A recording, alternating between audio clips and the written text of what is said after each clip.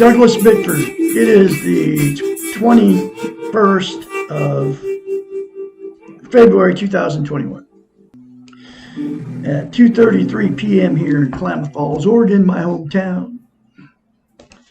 I am teaching self-esteem out of this book right here on YouTube, and I have been for over a year now. February 19, 2021, I started teaching self-esteem out of this book because I had Zippo not. And that was because I was sexually, emotionally, and physically abused as a child by my parents. Her name is Dr. Susanna McMahon. She has a PhD in psychology, folks. This book was published 30 years ago in 92. And every chapter talks about how we have been trained and taught not to have self-esteem, self-love, self-confidence, self-worth. It's how you feel about yourself inside. You cannot function on this planet without self-esteem. And they have taken it away from us, okay? I'm talking about the televisions, the radios, the newspapers. Back then, that's how they did it. Now they're using the social media to do it. Facebook, YouTube, even where I'm making all my videos and putting them up at. There's absolutely nobody teaching self-esteem on the internet or TV. You never hear the word. It's like a taboo subject. You know, nobody will talk about self-esteem because they don't want us to have it. And that's why this book didn't make the New York's bestseller list. Trust me, okay? Because this is nonfiction, and it teaches you how to get self-esteem on steroids. And the very simple concept in this book is this. It comes from a psychiatrist, doesn't come from me. You look at yourself in the mirror, say, I love you, say, I love my inner child, say, I'm worthy to be loved, and say, I'm worthy to love. Those three things to yourself in the mirror every day without fail will give you self-esteem, okay? If you do it and you keep doing it. Because to maintain self-esteem, it's like lifting weights. If you start to do it, start lifting weights, and then you quit, then you'll have to start all over again. Self-esteem is exactly the same way. You have to say those three things to yourself in the mirror every day for the rest of your life, folks. I love Douglas Bickford. I love my inner child. I'm worthy to be loved, worthy to love. Less than 10 seconds, folks, of your life when you're in front of the mirror anyway, okay? And it all comes from a psychiatrist. Now, they did it, her clients, she's had thousands of them. She's 73, lives in Madrid, Texas. I doubt if she's still practicing, but she's a psychiatrist, therapist, and counselor many years, has thousands of clients. Now, when they would have a therapy session with her, they were paying her good money, okay? For these therapy sessions, their going home assignment was, you know, whether it was one time a month, twice a month, you know, 3 times a month or whatever. In a therapy session, she told them their assignment was to go home and look at themselves in the mirror and say, I love you. I love my inner child. I'm worthy to be loved, worthy to love. That was their daily assignment when she would send them home, okay? And they did it because she has all the credentials. I did it because she has all the credentials. Because when I first read it in this book, I said, what good is that going to do? I said, that sounds crazy. That's what I was thinking to myself, right? And their clients did it because she has all the credentials, like I said. I did it because she has all the credentials. I forced myself to look at myself in the mirror and say, I love you, I love my inner child, I'm worthy to be loved, I'm worthy to love. Okay? And I do it daily. I have for a year at least, maybe over a year. Okay? Yeah, over a year. Because I think I started doing it as soon as I read it in this book, which was in January of 2021. And the reason it's called mirror therapy, she's the one that came up with mirror therapy. Okay? Nobody ever talks about mirror therapy. The reason that mirror therapy works is because you cannot lie to yourself in the mirror. So, we're all in front of the mirror every day, right? Shaving for a man, putting makeup on as a woman. 100% of the population. So what happens to you out there, I don't do it anymore. You criticize yourself when you're in front of the mirror because you're looking at an imperfect human being. There is no perfect person on the planet. Unlike what the TV is trying to tell you, okay? That the world is perfect. No, it's not. And you're not perfect either. You look at yourself in the mirror, you criticize yourself. Blemishes. I'm getting old, I got wrinkles. You look terrible. I mean, you're saying this stuff to yourself. Or you're thinking it, right? Think about this. If you got a new relationship, brand new, man, you want these people to love you, whether it's a man or a woman. They walk on water according to you, and they're saying the same thing about you. You would never, ever look dead straight in their face and say bad things to them because you want them to love you. But you will do it to yourself, okay? And the reason you do it to yourself like that is because you don't have any self-love, self-confidence, self-worth, self-esteem. Because if you did, you would never criticize yourself whether you're in front of the mirror or not. In fact, if you loved yourself when I told you that, instead of cringing and get mad at me because I told you didn't love yourself, right? Or say I'm crazy or whatever, you would go, dude, I agree with you. I can gladly, easily say I love myself in the mirror. If you had self-esteem, that's what you would say, because I can do it now. I love Douglas Bickford. But the very first time that you do it, folks, like me, I had to force myself to do it because I didn't believe it. You think about it, it's very easy for you to criticize yourself in the mirror, right? But you can't say good things to yourself in the mirror, okay? You can't, because you can't lie to yourself in the mirror. You don't believe that you have good qualities. That's why you can't say good things about yourself in the mirror. But it's very easy for you to say the truth about yourself, which is the criticizing yourself in the mirror. Okay, do you understand what I'm saying here? You say exactly what comes out of your mouth is exactly how you believe about yourself, or what won't come out of your mouth in front of the mirror is you can't lie in front of the mirror, so you won't say good things to yourself. But so the very first time you do it, you'll have to force yourself to do it, and then that will get easier every day you say it. I started saying it more than once a day because you don't know what you're missing by not having self-esteem. And it'll give you self-esteem on steroids, I guarantee it. If you do it and you keep doing it, okay? Now, the thing about self-esteem is, nobody's teaching it. Nobody's telling you how to get it. I just told you how to get it. Nobody's telling you how simple it is, and it is that simple for you to get self-esteem if you say those 3 things to yourself in the mirror daily without fail and keep doing it. And then nobody's telling you how important it is to have it. You can't love without it. You can't be loved without it. And you also cannot be content. And content is you feel good about yourself, how, where, and what you are. That's what content means. Okay? And you can't have any of that until you attain self-esteem. That's why I've been married 4 times. That's why you've been married more than once. Or relationship jump your whole life. Or you're stuck in a toxic relationship. Okay? Because what people do is, what happens is with no self-esteem, you'll attract somebody exactly like you that doesn't have self-esteem. Okay? And then you'll turn toxic to each other because you can't love or be loved without self-esteem. So you need each other for whatever reason.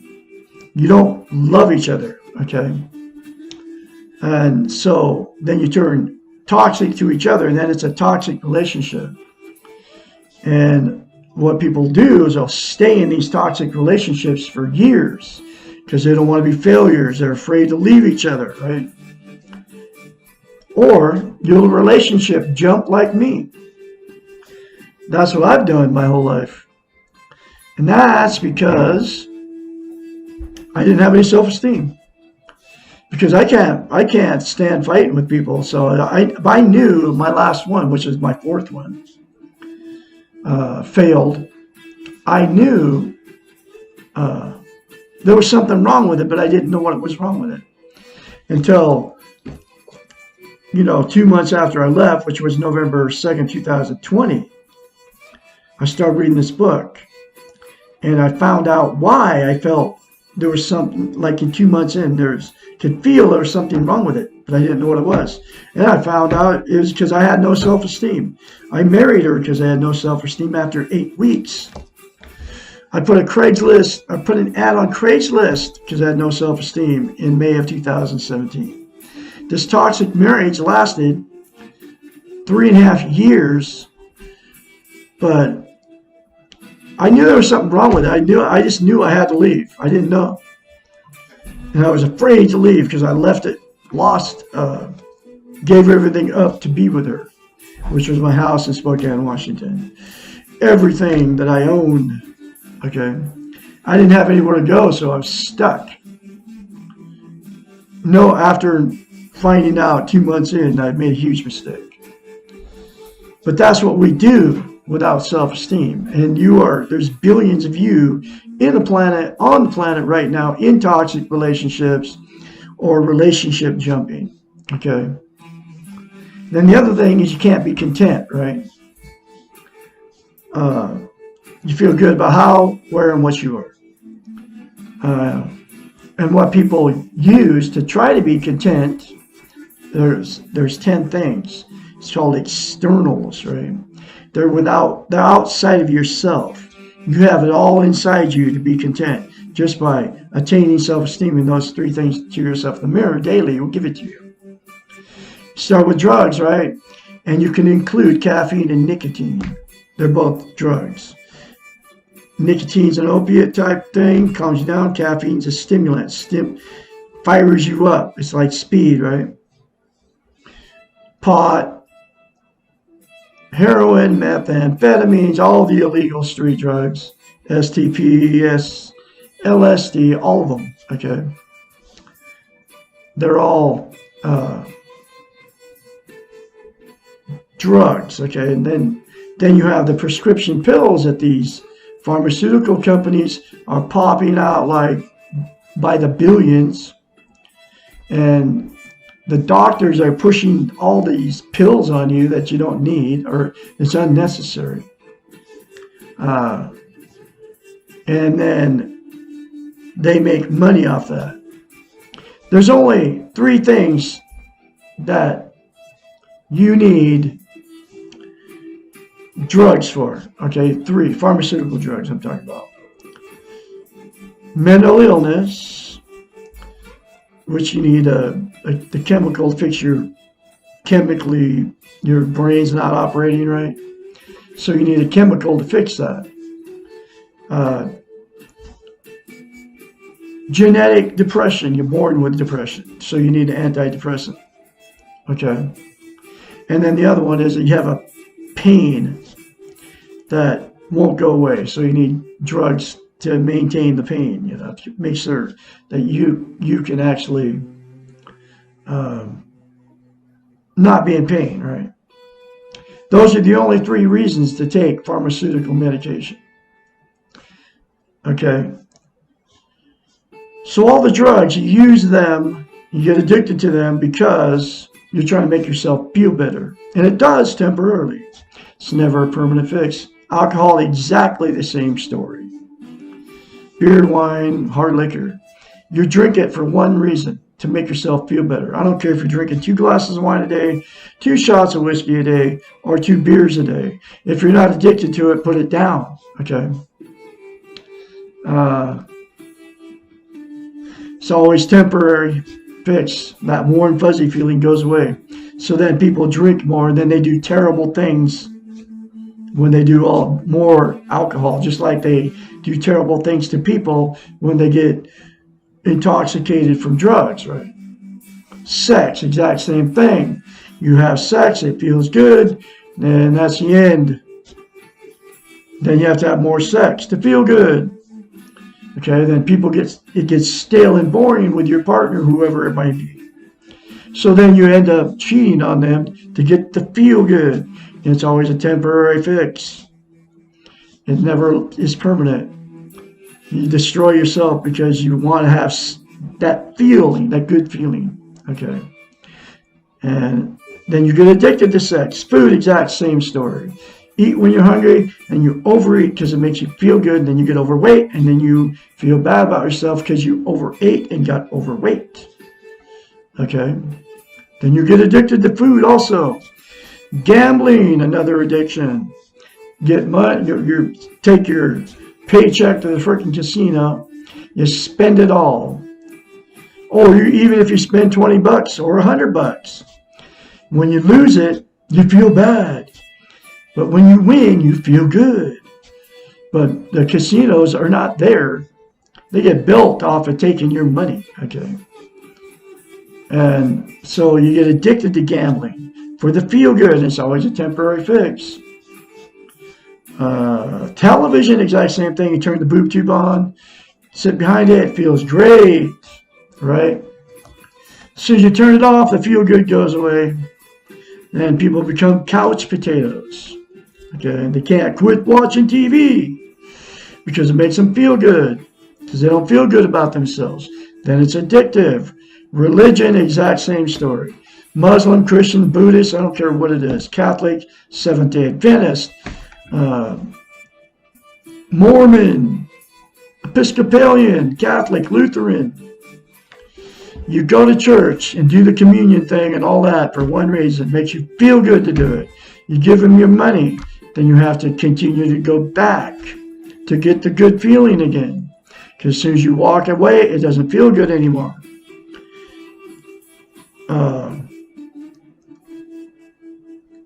Let's see. And it's addictive too. Relationships and another addiction. One will fail. You jump right back in with another one.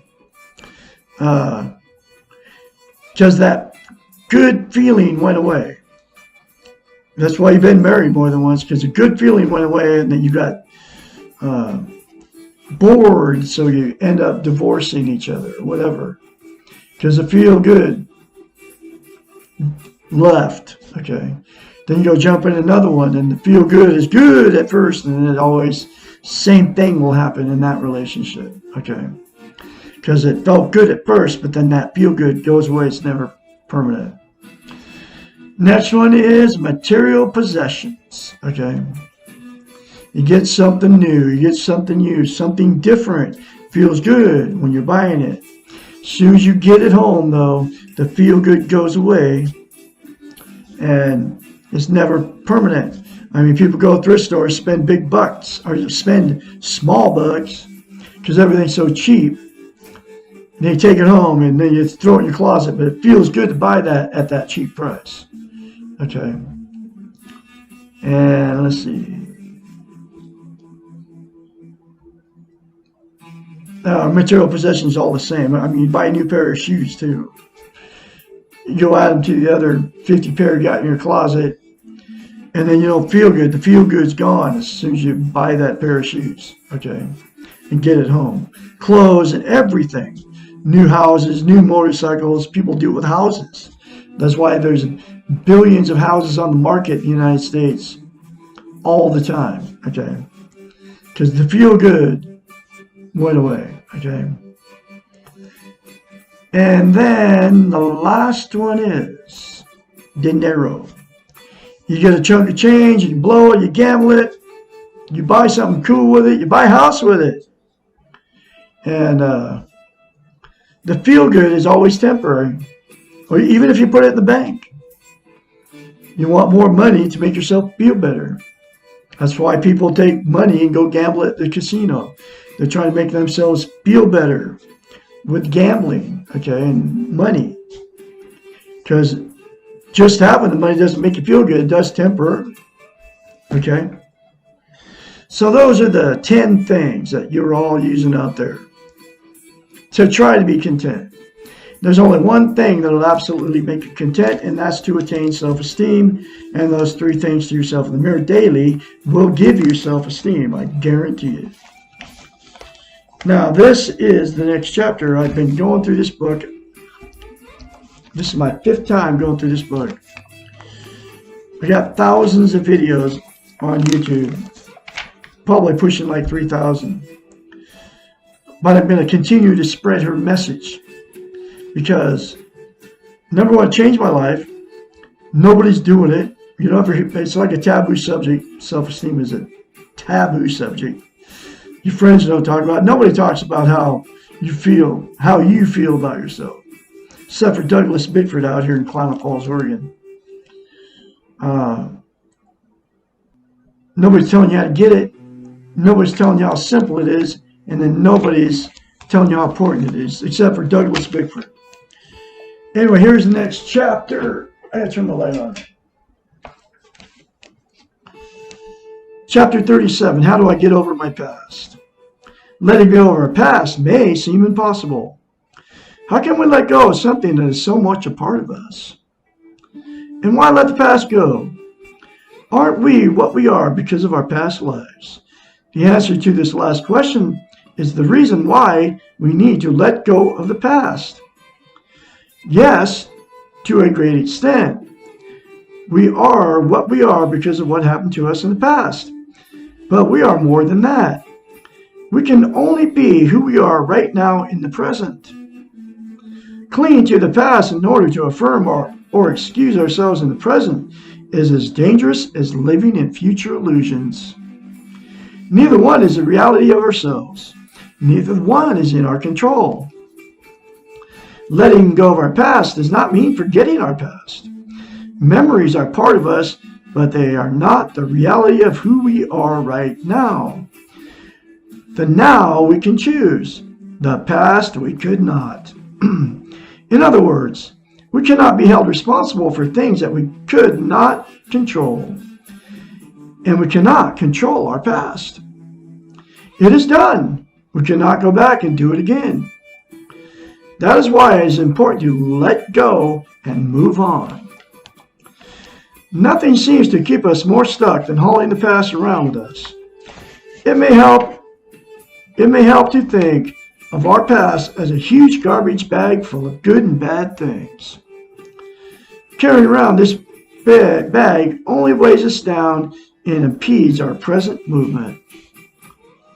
We cannot function to our best capacities when carrying around a heavy bag. Put the bag down, open it, and carefully go through the contents. Try to separate what was good and what was valued from what was bad and what you hate. Use your objective eyes and you will see that often something that was perceived as bad had beneficial results, while something that was initially valued as good may have produced negative results. Honor all of your past. All of it got you here. Take what you still really need and lovingly let the rest go. You do not need to carry it all around with you anymore. It may help to think of your past as a coat that you once wore as a child. At the time, the coat fit you and it kept you warm. It served its purpose. Now you have outgrown the coat and it will not keep you warm. Why are you still carrying this coat around?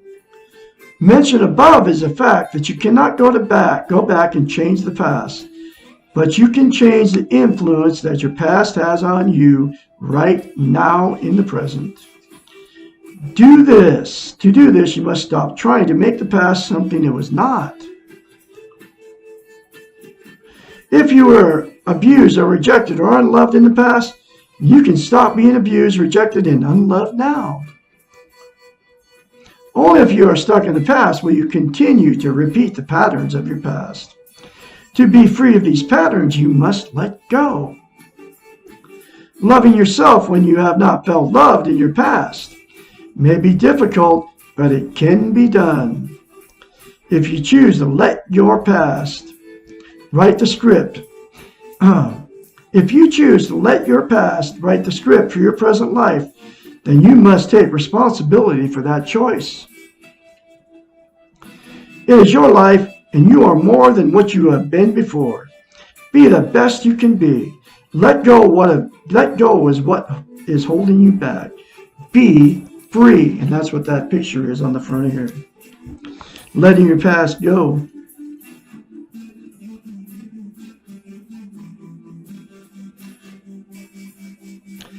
The past may feel like a prison, but you do have the key, and you can walk away whenever you choose to let go.